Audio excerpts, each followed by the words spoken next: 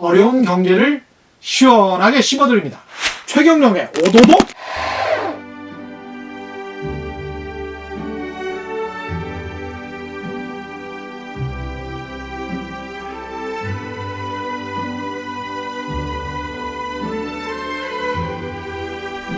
(2019년을) 보내줄 때가 다가오고 있습니다. 여러분은 올해 가장 고마웠던 사람이 누구였나요? 쑥스러워서, 바빠서 아직 전하지 못한 고마운 마음, 올해가 가기 전에 꼭 표현해 보세요. 그리고 여러분도 누군가에게 그렇게 고마운 사람이 되어주세요.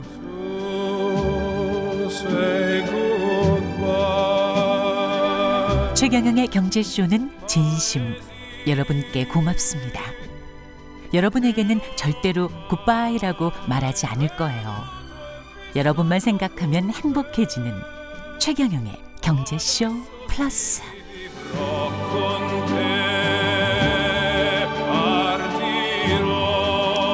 네, Time to Say Goodbye. 사라 브라이트만과 안젤리나 보첼리니가 부른 Time to Say Goodbye. 네. 이 노래 들으니까 뭐 꼭 고마움을 표현할 네. 그런 사람이 있나요? 안수남 세무사님이십니다.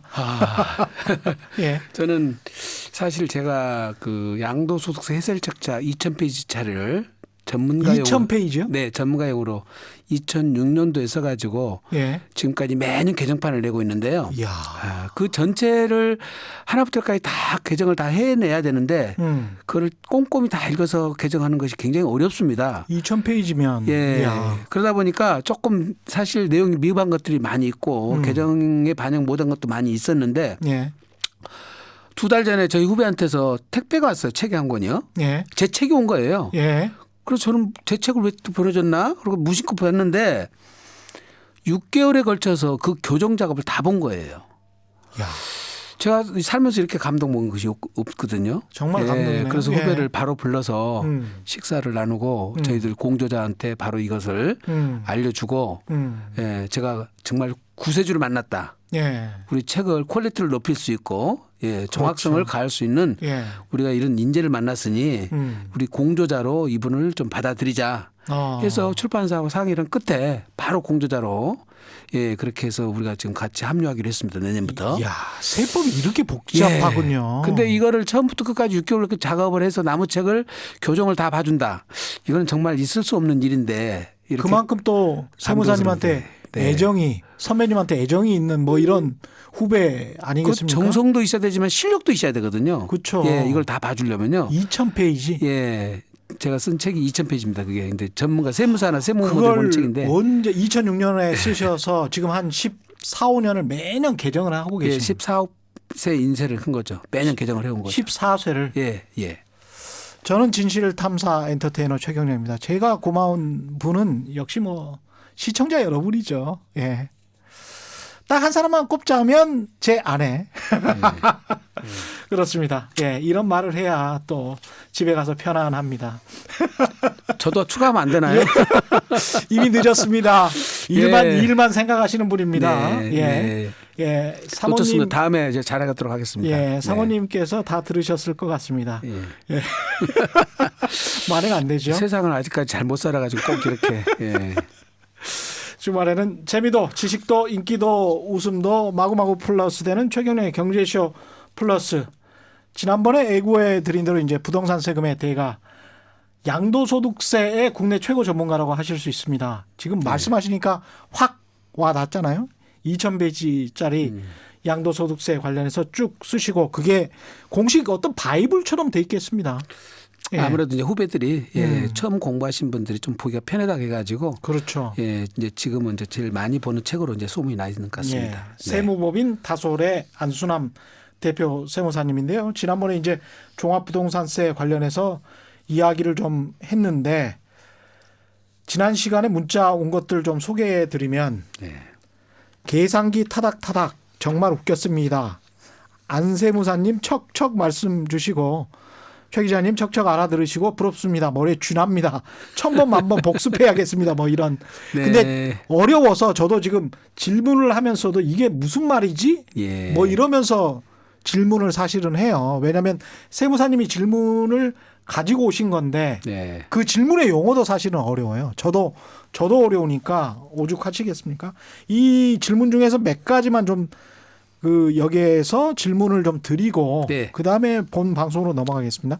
6038님 서울 기존 주택사업 시행 인가 전에 아들 명의로 분당 18평 아파트 매수하고 관리 처분 후에 결혼해서 분가했습니다. 예. 제가 관리 처분 후 주택 매수해서 2년 살고 새 아파트에 입주했습니다. 준공 2년 내 기존 주택 매도 시 대체 주택으로 가능할까요? 이 암호 문구 같은데. 재개발 재건축에서는 예. 예, 지금 말씀드린 대로 대체주택 비과세 규정이 있는데요. 예. 집안 한 채 갖고 있던 분이 예. 이게 재개발 재건축이 돼버리니까 이 집에서 이제 못 살게 되지 않습니까? 그렇죠. 그래서 공사 기간 중에 한 채를 다시 사가지고 아. 예, 만약에 1년 이상 거주를 했다면 예. 그거는 팔았을 때 비과세 혜택을 주는 거거든요. 그렇습니다. 네. 원래 세법에 그렇게 돼 있죠. 네. 예. 그때 요건이 예. 첫째 가장 중요한 것이 사업 시행 인가일 이후에 취득을 해야 돼요. 그래서 아까 이분이 이제 말씀하시기를 재건축 기존에 주택의 주택 사업 시행인가 난 다음에 다음에. 샀다 이렇게 말씀하셨잖아요. 예. 그리고 본인이 가서 1년 이상 거주를 하시고 예. 그다음에 이것이 재건축이 완료되고 예, 2년 안에 재건축이 완료된 집으로 이사를 가야 돼요. 아. 이제 이사를 예. 가고 예. 그다음에 이제 대체 취득한 주택을 2년 안에 처분을 해야 됩니다. 아. 그리고 재개발 재건축된 집 가서 1년 이상 살아야 돼요. 그럼 이분은 거의 다 요건을 다 충족하신 네, 거네. 5가지 요건을 충족해야 됩니다. 아. 사업 시행가일 이후에 취득을 해야 되고 예. 대체 취득해서 1년 이상 거주를 해야 되고 예. 재개발 재건축된 집으로 2년 안에 이사를 가서 1년 이상 거주를 하고 또 2년 안에 준공일로부터 2년 안에 대체 주택을 팔아라. 지금 말씀하신 5가지 요건 네. 복습해서 들어보시기 바랍니다. 저도 네. 다 외우지는 못하겠는데 복습해서 들어보시면 네. 재건축 관련하신 분들은 이거는 뭐 대체주택으로서 정당하게 절세를 할 수 있는 거니까. 그렇습니다. 합법적으로 비과세를 해주고 있습니다. 그거는. 그렇죠. 네. 상속받은 지 6년 되었고 공가입니다. 그러니까 집이 비었다는 거죠. 예. 매도하면 세금이 어떻게 되나요? 예. 1가구 1주택입니다. 이렇게 말씀하시죠. 아, 1가구 1주택이면 당연히 9억까지는 세금이 없고요. 아. 9억 초과분에 대해서는 세금이 나오는데 예. 여기서 이제 말씀이 공가라고 있기 때문에 폐가라가 아니라면 예, 집이 쓸 수 없는 상태가 아니라면 예. 예, 그거는 비과세가 가능합니다. 그렇군요. 네, 1세대 예. 1주택이라면 폐가라면 이게 주택의 기능을 못 하는 것. 땅으로 생각을 거의 이제 나대지라고 봐야 될 예. 정도인데 지금 예. 이분 표현은 공가라고 있으니까 음. 잠시 비워둔 상태라고 봐야 될 것 같습니다. 예. 네. 그러면은 세금 혜택을 받을 수 있다. 네. 한 채는 상가 9050님입니다. 예. 한 채는 상가주택으로 주택 임대 사업을 내고 예. 8년 보유가 2021년에 끝납니다. 예. 한 채는 2014년도에 구입해서 거주하고 있습니다. 예. 거주주택은 비과세가 된다고 합니다. 네. 만약 주택 임대 사업 상가주택을 먼저 팔 경우에는 네. 세금이 어떻게 됩니까? 이게 그럼 질문이네요. 비과세가 안 되는 거죠. 이건 안 비과세가 되는데 안 된다. 네. 예. 지금 2021년도에 이제 8년이 된다고 그러니까 그럼 8년이 된다는 얘기는 장기 임대주택으로서 장기 보유 특별공제를 예. 50%까지 받을 수가 있는데요. 예. 조건이 있어요. 예.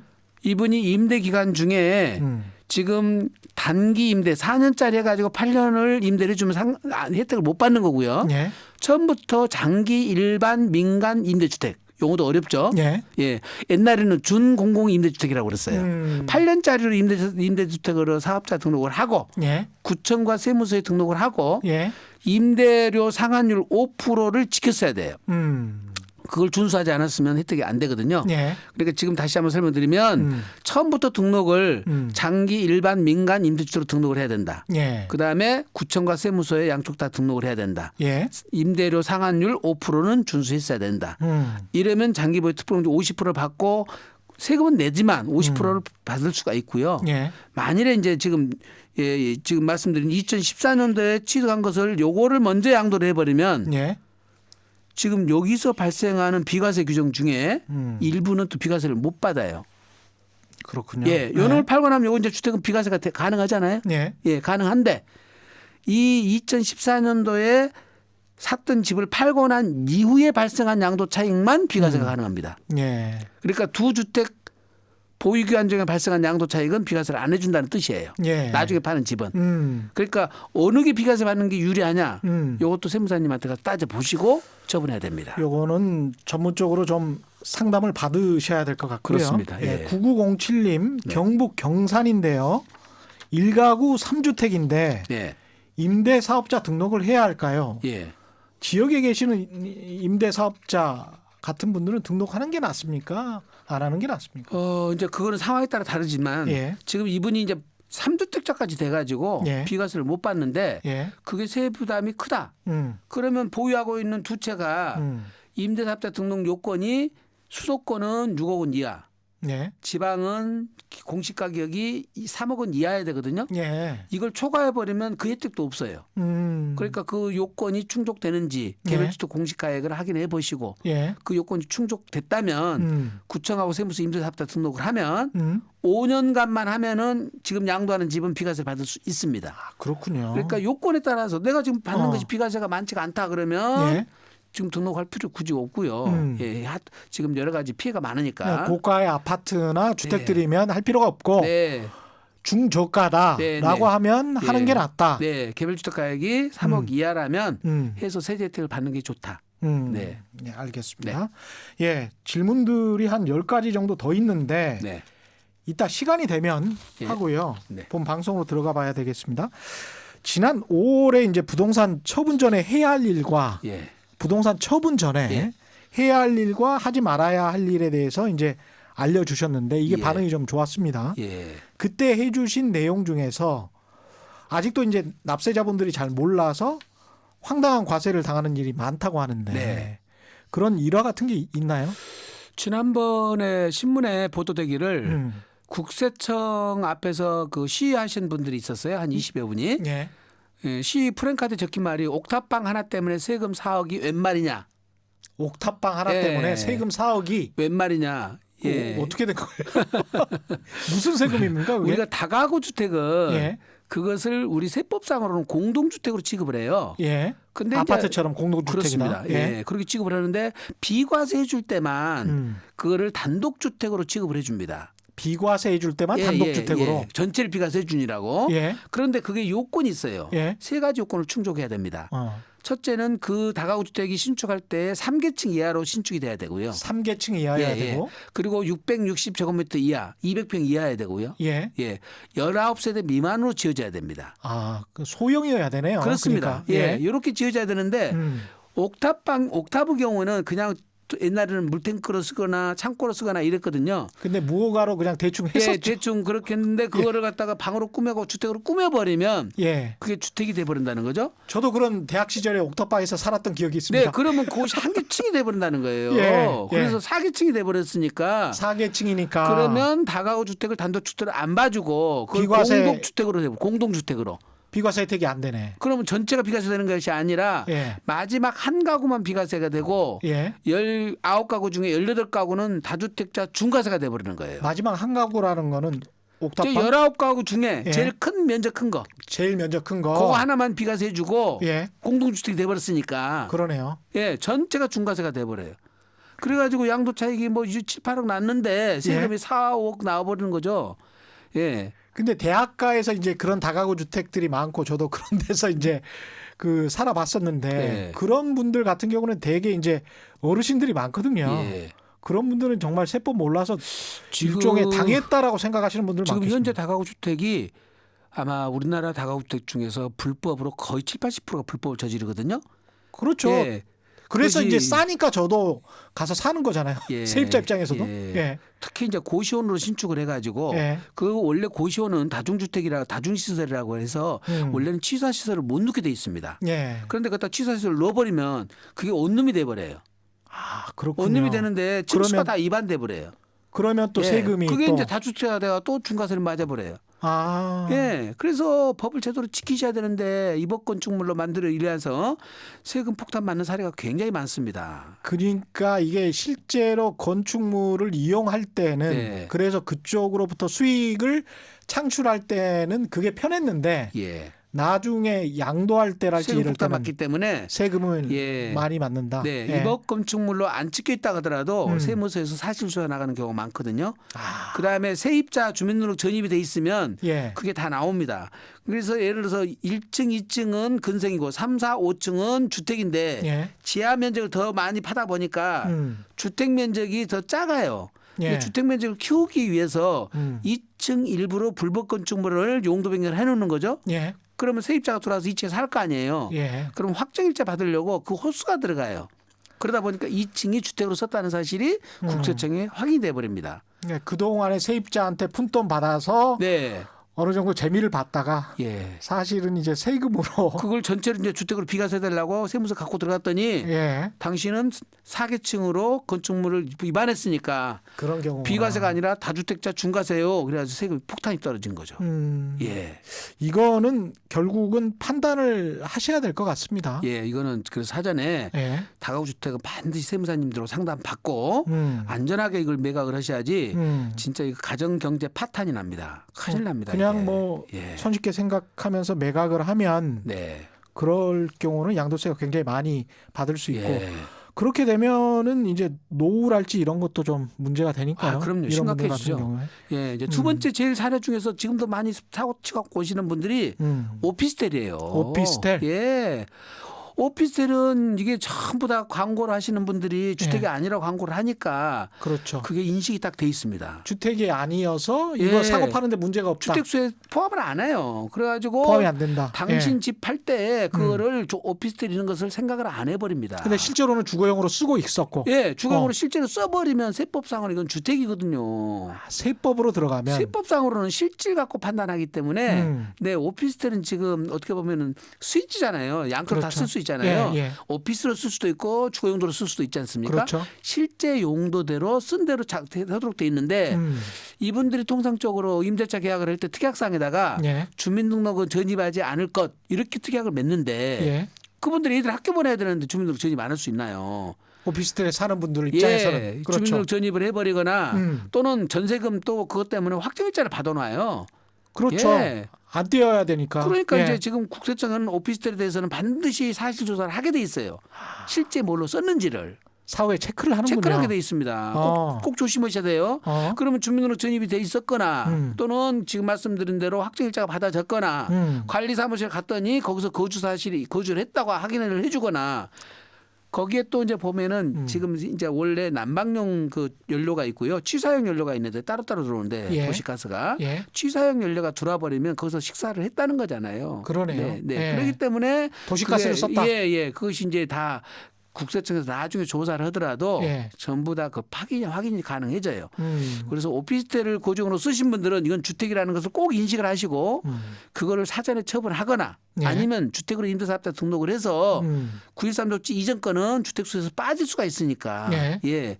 그거라고 조치라도 취해놔야 되거든요. 그러니까 국세청을 이길 수가 없겠습니다. 이 사후에 뭐 어떻게 하려고 하면 국세청은 예. 대한민국에서 국가기관 중에서 최대 정보를 갖고 있는 기관입니다. 그렇죠. 예, 예. 컴퓨터 시스템도 제일 잘 돼 있고요. 그 말씀 좀 해주세요. 그 어느 네. 정도 저도 국세청 직원한테 들었는데 네, 소비, 네. 개인의 소비, 네. 자산, 네, 소득 예, 이런 것들이 다 걸러집니까? 다 걸러집니다. 그죠? 다 나타나죠. 다 예, 나타나죠. 다 나타납니다. 예, 그러니까 이 사람이 가령 제가 예, 가령 강남의 부자들 같은 경우에 이런 식으로 이제 증여를 한다고 하더라고요. 네, 5억이나 10억짜리 전세를 아들에게 해줘요. 그리고 사실은 대출을 받게 하는 거죠. 네, 그리고 그 대출금의 이자, 예, 원리금을 부모가 갚아주는 거죠. 네, 30대나 40대.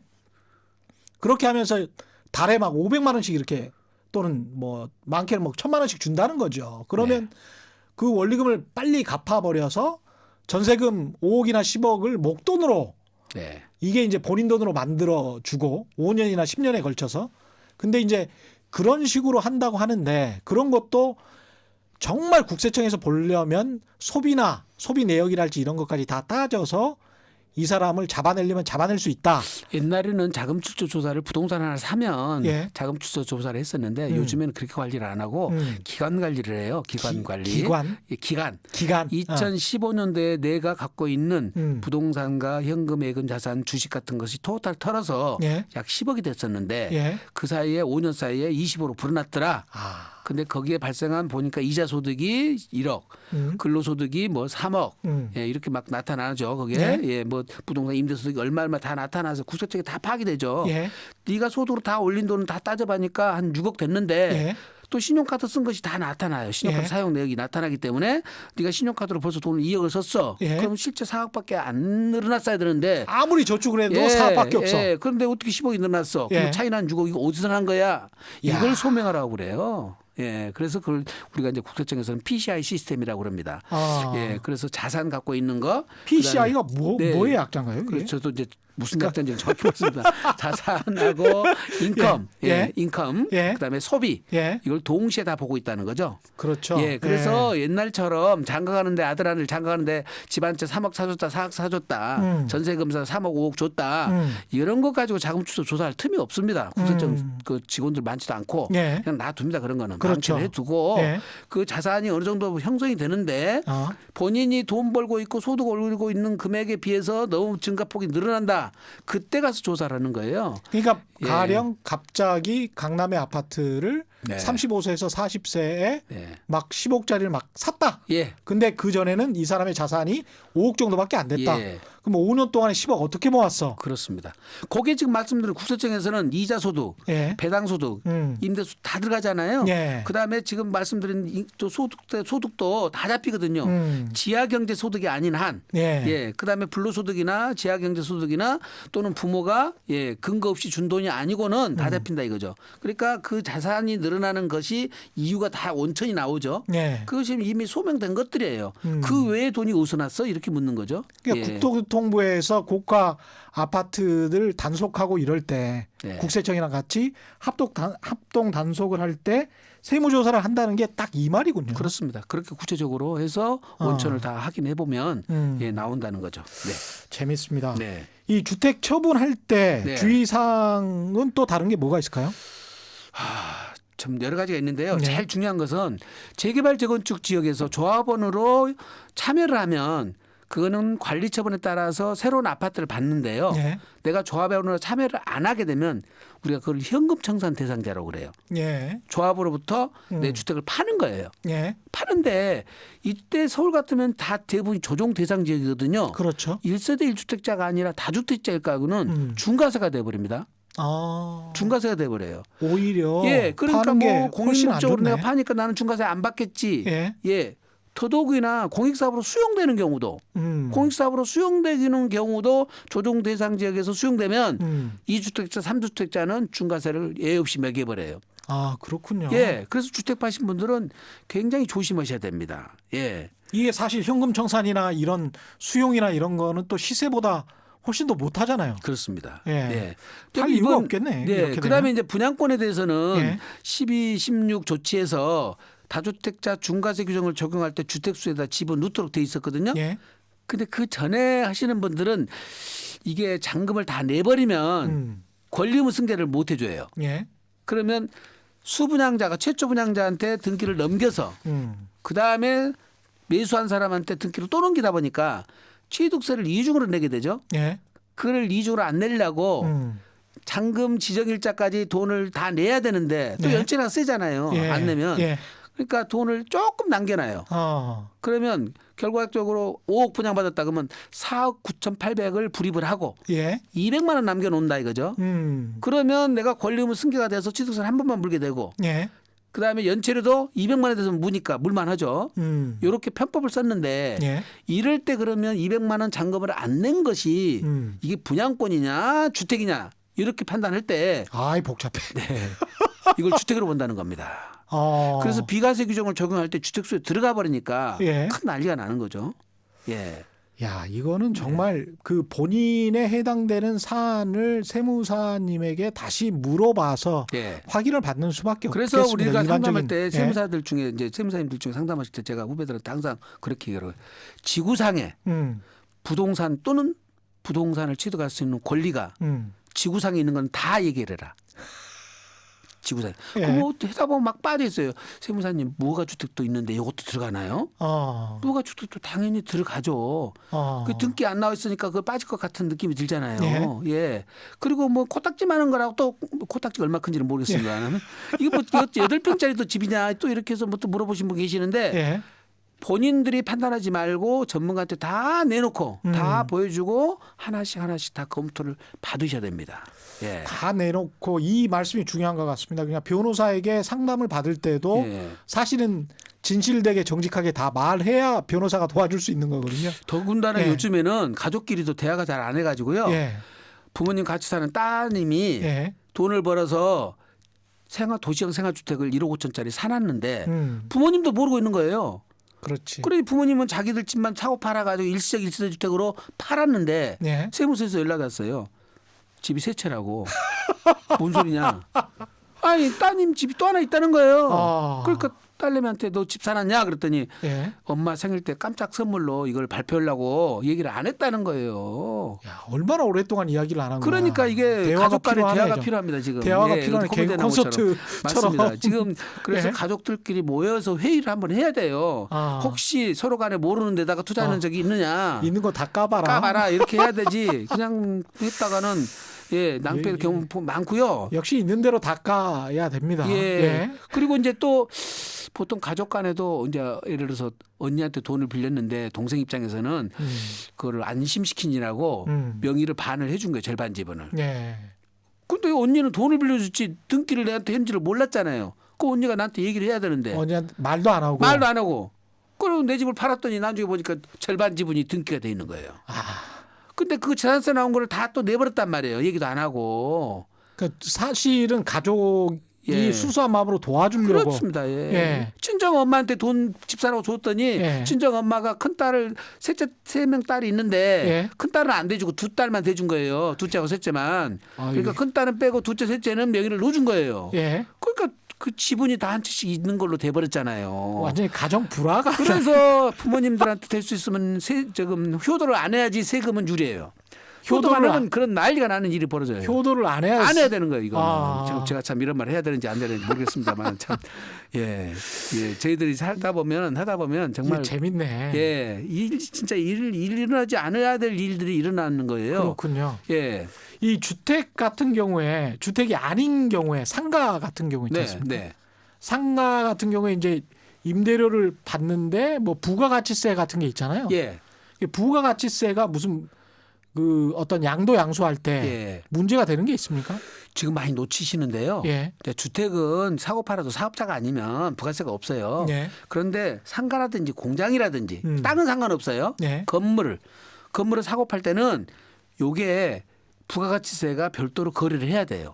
별도로. 예, 매도자가 매수자로부터 받아다가 예. 그거를 세무서에 내야 되는데 매도자가 매수자로부터 받아서 예.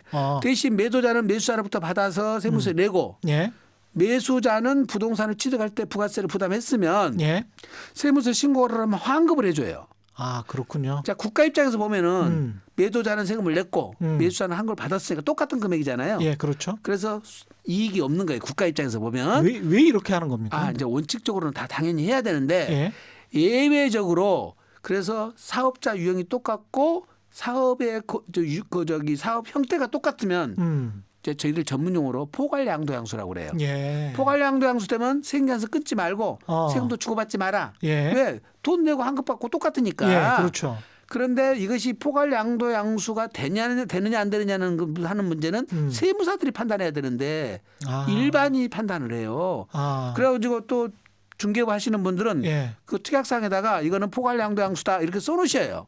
근데 그거는 포괄양도양수라고 써놓는다고 되는 것이 아니라 아니고. 예, 요건이 맞아야 돼요. 같은 업종이나 이런 요건이 맞아야 이런 된다. 거예요.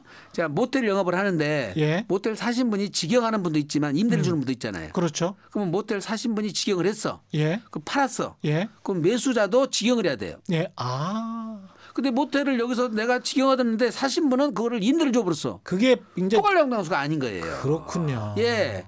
어떤 건물의 1층에서는 내가 커피숍을 직영을 했어요. 예. 나머지는 임대를 줬어. 예. 근데 그걸 팔았어. 예. 근데 그 매수자는 커피숍 내가 하기 싫어. 다 세를 줘버렸어.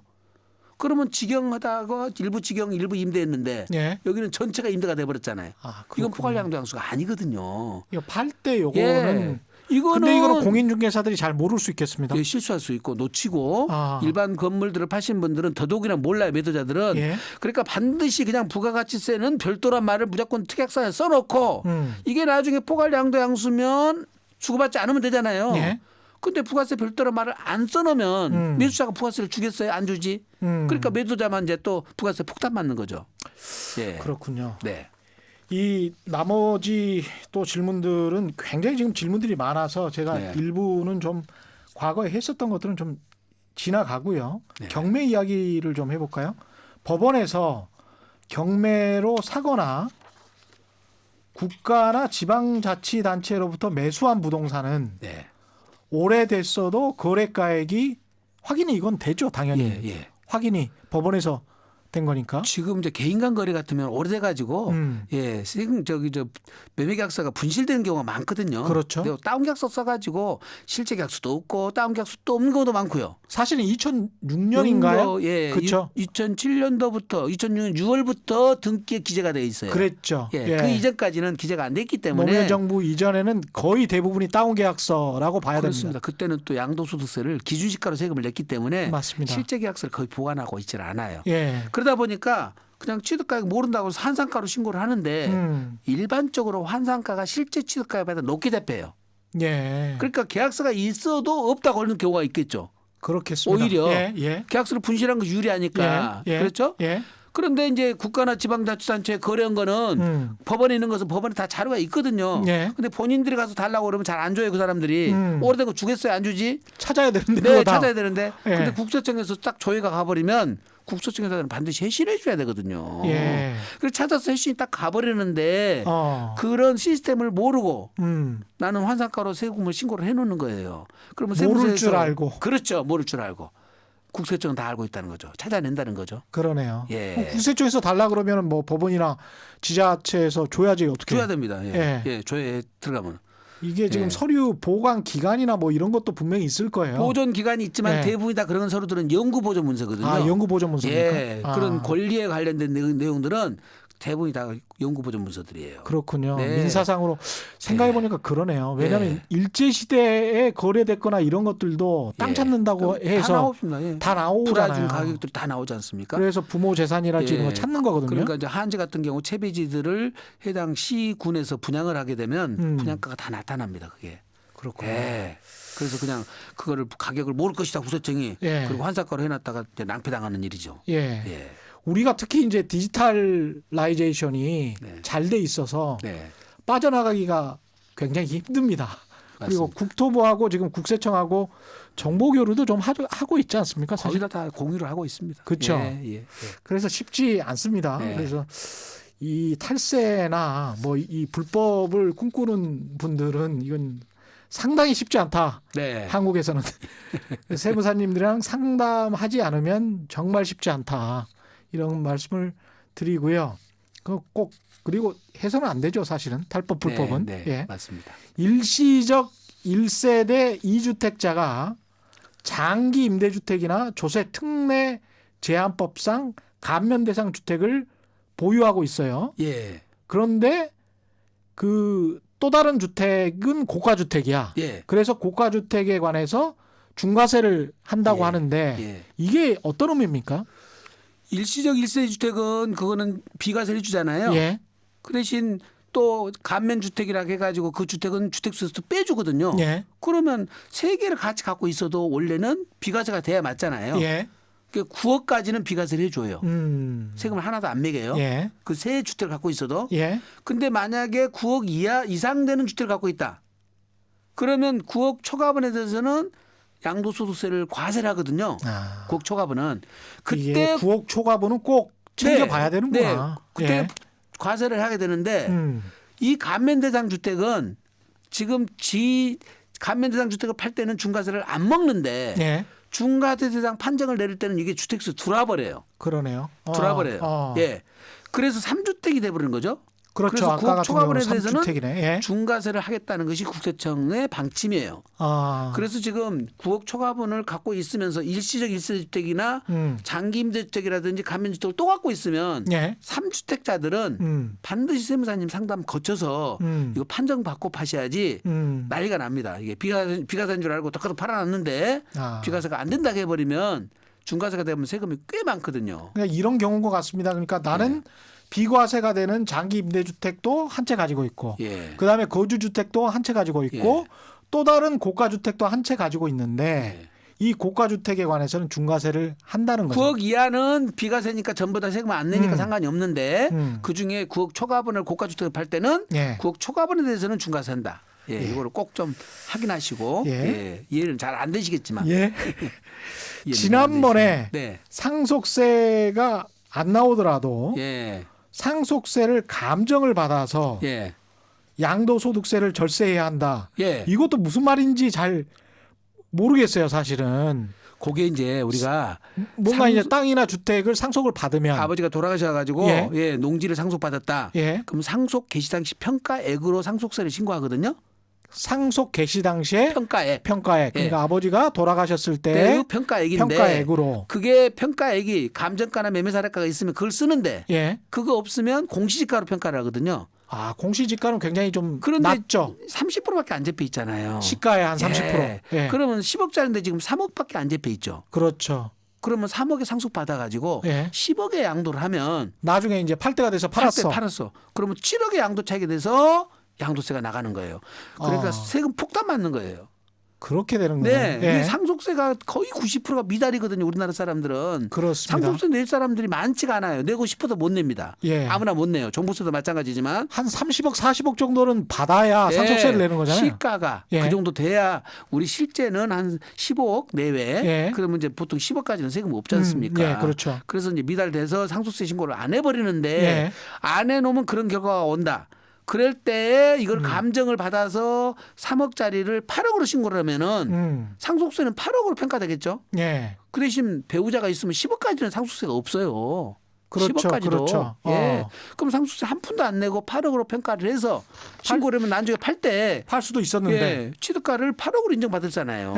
감정료 한 200만 원만 들으면 8억에 취득을 해서 10억에 팔면 2억에 대한 세금만 물면 될 거 아니에요. 그러니까 원래 땅이나 주택을 상속을 받았을 때 그걸 제대로 감정을 받아서 그 가격에 나는 이 가격에 상속을 받았다. 그래서 취득가액을 글로 쓰겠다는 거죠. 그렇게 신고를 해놓으라는 거예요. 그렇죠. 그러니까 재산이 많은 100억짜리 200억짜리 되신 분들은 상속세를 적게 내려니까 기준시가를 내야 되지만 돈 3억 5억밖에 안 되신 분들은 감정을 받아서 상속가액이 높다고 부풀려서 신고를 해놔야 나중에 팔 때 양도세를 줄어드리는데 그걸 부풀려서 신고가 아니고 사실 시가에 맞게 신고를 하는 거죠. 맞게 진 거죠. 정직하게 한 거죠. 정직하게 하는 거죠. 맞습니다. 그러니까 그게 절세의 지름길인데 그러니까 정직하게 신고를 하는 게 훨씬 나중에 양도소득세를 전략할 수 있다. 전략하는 거죠. 맞습니다. 근데 만약에 그렇게 안 했다가 지금 팔라고 보니까 이제 그랬더라. 그러면 구제 방법이 없냐고 자꾸 질문들 하시는데 이제 우리 세법적으로는 안 되지만 법원에 가면 우리가 말하면 소급감정이라고 그래요. 지금 파는 시점에서 만약에 2013년도에 상속받을 때 상속재산가액이 낮으니 지금 감정을 하겠소. 그래서 상속재산가를 높이는 거예요. 그 상속세를 안 내겠소. 그럼 세무서에서는 인정을 안 해줘요. 우리는 소급감정 인정 못 해주겠다. 법원에 가면 인정해줘라. 그렇게 그래서 됩니까? 소송비는 많이는 안 드니까 이걸 전문적으로는 세무사님들 계시고 변호사님들 계십니다. 그렇게 권리구제를 좀 받으시라는 말씀이에요. 그러니까 양도를 하기 전이라도 먼저 감정평가를 제대로 하겠다라고 해서 법원에 가서 소급 감정을 받을 수도 있겠군요. 그렇습니다. 감정평가사한테 지금 평가를 하면서 2013년 가액으로 평가를 해달라고 그러면 소급해서 감정이 가능합니다. 그렇군요. 그래서 그렇게 구제 방법이 있다는 거를 좀 아시고 찾아보시라 이 말입니다. 부모님이 돌아가셔서 주택을 상속받을 때 자녀나 배우자 중에 누가 상속을 받느냐에 따라서 세금이 달라집니까? 달라집니다. 이제 만약에 자녀가 셋이 있어요. 근데 집이 둘은 있는데 하나가 없어. 그럼 무주택자가 상속을 받아야 상속주택을 바로 팔아서 팔더라도 비과세를 받을 수 있죠. 그러네요. 그런데 만약에 동일 세대원이 상속주택은 원래 1주택자가 상속을 받았잖아요. 그러면 부득이하게 이주택이 됐기 때문에 그랬죠. 그 상속주택은 특례라 해가지고 기존에 갖고 있던 내 집을 팔 때는 주택수에서 빼줘요. 예. 빼줘요. 예. 그래서 내가 팔 때 비과세를 받을 수가 있어요. 예. 근데 이 상속주택이 동일 세대 간에서 살다가 상속을 받으면 그걸 안 빼줘요. 아, 안 빼줍니까? 예. 그러니까 엄마가 만약에 상속을 받아버렸다 아버지가 돌아가시고 예. 그 엄마는 동일 세대잖아요. 아버지하고. 예. 그러니까 특례 적용을 못 받죠. 어. 네. 그러면 특례 적용되는 장남이 가져가든지 예. 혜택을 받는 예. 예. 그렇게 해서 누가 받냐가 굉장히 중요하고 예. 만약에 상속주택 한 채밖에 없다. 예. 그러면 동일 세대가 받는 것이 유리해요. 아, 그렇군요. 예. 왜냐하면 이거는 보유기간이나 거주기간을 계산할 때 동일 세대 간에 이루어졌으니까 예. 돌아가신 분이 취득한 날로부터 보유기간을 계산해 줘요. 아, 그렇군요. 예. 예. 그러니까 같이 살았기 때문에. 그렇습니다. 바로 아. 팔아도 비과세 되죠. 그때는 또. 아. 세대가 달라버리면 합산을 또 안 해주고. 아, 이거 신기하네. 신기하죠. 근데 그 상속주택 특례를 받는 집이 예. 아버지가 집이 두 채나 세 채다. 예. 그러면 한 채만 해주거든요. 예. 그러면 이제 그 순서가 있어요. 그때 순서가 제일 중요한 게 첫 번째가 보유기간이 긴 것부터 따져요. 아, 보유 기간이 긴 예. 것부터. 두 번째는 거주기간이 긴 것인데 예. 보통 시골집 갖고 계신 분들은 시골집을 오래전에 사놨어요. 예, 맞습니다. 2천만 원짜리 한 30년 40년 전에 그렇습니다. 사놓고 예. 서울집 20억짜리를 20년 전에 사놓은 거예요. 예. 그러면 시골집이 특례주택이 돼버려요. 서울집은 특례주택이 안 돼버려. 그러니까 아버지 돌아가시기 전에 예. 그 2천만 원짜리를 없애버려야 돼요. 팔아버리거나 증여를 해버리면 서울집이 특례주택이 될 거 아니에요. 오랫동안 보유했던 제걸 주택을 먼저 없애버려야 제거를 해버려야죠. 예. 근데 그게 만약에 싸다면 먼저 없애버려야 없애버리고 그게 서울집이라고 놔두고. 야, 이건 정말 그러니까 뛰어난 절세 비법인데 맞습니다. 이건. 이걸 미리미리 상담을 받아서 이거를 예. 챙겨놓고 알아가냐 이런 정합적인 컨설팅을 다 받아볼 필요가 있어요. 요즘에는 사람이 살면서 우리가 건강검진을 매년 받잖아요. 예. 이제는 건강검진만 받을 것이 아니라 텍스 검진도 받아야 됩니다. 텍스 검진. 예, 텍스 체크도 해보셔야 돼요. 시장을 마구마구 개척하고 계시는데요, 세무사님이. 네, 맞습니다. 예. 부모님이 주택을 이게 비슷한 경우인 것 같습니다. 네. 그 아까 순서를 예, 말씀하신 그 거고. 말입니다. 예. 예, 예. 부동산을 양도할 때 예. 잔금 청산 일자가 중요하다고 하는데 네. 요거는 왜 그렇습니까? 지금 우리가 12, 16 대책도 예. 12월 17일 이후에 양도가 되면 지금 특례가 적용받잖아요. 지금 예를 들어서 예. 중과세 안 받잖아요. 그 날짜 기준이 양도시기거든요. 근데 그 양도시기는 잔금일과 등기 접수일 중 빠른 날이에요. 아, 잔금일과 등기 접수일 접수일 중 빠른 날. 근데 2019년 12월 16일 날 팔아버린 사람은 그 혜택을 못 받는 거고 예. 12월 17일 날 잔금을 받는 사람은 개정된 법률에 따라서 혜택을 받는 거고 아, 그렇군요. 세법 적용이 달라져 버리죠. 첫 번째는. 그러면 하여간 뭐가 바뀔 것 같으면 잔금 등기를 먼저 할 수는 없는 거 아니에요? 그렇죠. 그러니까 잔금일자를 그렇게 정해야 되니까 내가 올해 팔 것인지 내년에 팔 것인지 날아서 팔 것인지 그다음에 내가 감면은 어떻게 더 유리한지 예. 그다음에 장기보유 특별공제는 언제까지 하는 것이 좋은지 예. 그래도 어떤 경우는 2년 지나면 세율이 누진율이잖아요. 예. 그러면 1년 11개월 28일 만에 팔면은 그거는 단일세율 40%짜리 맞거든요. 예. 그러니까 그런 것을 다 따져봐야 되고 이사 갈 날짜 그다음에 예. 돈 받는 날짜만 따지면 안 된다 이 뜻이에요. 예. 그렇군요. 세금 문제를 먼저 검토를 받고 잔금일자를 약정 맺는 것이 좋을 것 같습니다. 임대사업자들 관련해서 또 질문들이 좀 있고 그 전에 아까 그 제가 질문을 못 드렸던 문자로 왔었던 질문들을 다시 한번 좀 드려보겠습니다. K75625661님입니다. 3남매가 각자 집을 갖고 있고 상속으로 4년 전 한 건물을 3남매 공동으로 임대 사업 중입니다. 예. 저희도 임대 사업비가 많이 오르나요? 이게 무슨 임대 말이냐? 사업비가 많이 오른다. 이 예. 표현은 임대 사업으로 인해서 세금이 늘어나냐 예, 이 말씀 그 말이겠죠. 그 말씀이겠죠. 예, 당연히 늘어나죠. 아, 예, 그렇습니까? 우리가 소득은 다 요즘에는 사업소득, 근로소득 다 합산하거든요. 이사소득, 배당소득 다 합산하기 때문에 예. 상속으로 인해서 아버지 소득이 자녀들한테 다 분산해서 내려오니까 예. 세 사람 소득은 합산해서 늘어납니다. 아. 그런데 이제 아까 말한 상가만 있는지 주택도 있는지는 정확히 모르겠습니다만은 예. 주택이 있는 경우에는 2천만 원까지는 이거는 분리과세 대상이라서 세금에 큰 영향이 없고요. 예. 예. 만약에 그것이 상가라고 한다면은 기장을 해서 예, 소득 금액을 줄이는 방법이 있으니까 예. 그것도 전문가인 세무사원하고 상담을 하시는 게 좋을 것 같습니다. 그다음에 5847님 어머님 명의의 아파트 보유 20년이 되어 있고 아파트에서는 딸이 살고 있는데 예. 살고 있는 딸에게 유언장으로 상속하려는데 예. 나중에 문제는 없을까요? 이런 질문. 저희들이 이제 이거는 법률적인 게지만은 일반 상식으로 말씀드리면 당연히 유언을 남기면 그 유언장에 된 대로 증여를 받을 수가 있죠. 예. 이거 유증이라고 그럽니다. 아, 예, 유증이라고 그래서 예, 딸이 증여를 상속을 받을 수는 있어요. 예. 그런 다른 자식들이 있어요. 다른 자식들은 그러면 예를 들어서 장녀만 주고 예, 두 딸은 안 줬다. 예. 그러면 우리 민법에는 유류분이라는 게 있어요. 상속 재산 중 내 법정 지분의 2분의 1은 내가 받을 권리가 있어요. 예. 그러니까 살아생전에 어머니 마음대로 증여를 할 수는 있으나 예. 그거는 최소한도로 다른 자식들한테는 법정 지분 1대 1대1이잖아요. 예. 그러면 0.5는 최소한 줘야 된다는 거죠. 아. 그래서 유류분 반환 청구 소송이 들어가면 예, 자녀들 간에 분쟁이 생겨요. 이게 어머니가 딸한테 주더라도 예. 다른 딸이 그런 소송을 제기를 안 할 것인지 확실하면 또는 가족 간의 동의를 구해서 하셔야지 예. 몰래 줬는데 다른 자식들이 동의를 안 하면 이제 나중에 알아버리면 예, 분란이 일어나고 지금 말씀드린 대로 유류분 반환 청구 소송이 들어가면 무조건 줘야 됩니다. 절반 지분. 아, 네. 그러면 이제 사실은 돈 문제가 아니고 집안이 풍비박산 나니까. 그러니까요. 예, 예, 이건- 부모님들이 예. 재산 있으시면 있으신 대로 없으시면 없는 대로 승계를 잘 해야지 가족들 간에 화목하죠. 예. 예, 재산도 많지도 않은데 이렇게 잘못해 놓으시면 예, 가족들 형제간들 우애를 다 깨놓고 가십니다. 오히려 예. 싸움을 부추기는 꼴이 그렇습니다. 되겠습니다. 예. 근데 돈 앞에 장사가 없어요. 내 새끼들은 안 그런다고 그러는데 예. 내 새끼들 똑같아요. 돈 앞에 똑같습니다. 예, 제가 보기에는 그렇습니다. 맞습니다. 예. 네. 사실 막 딱 그 상속을 받게 되면 그렇게 될 수도 있겠죠. 예. 7566님 1주택인데 상속으로 농가주택의 형제들을 공동 명의로 올렸는데요. 예. 2년 전에 예. 종부세가 더 많이 나올까요? 이렇게 말씀하셨습니다. 이게 주택수에 들어가니까 아. 이게 종부세 배제 규정이 없어요. 그러니까 이걸 단일로 어디로 옮기시든지 예. 누구로 예.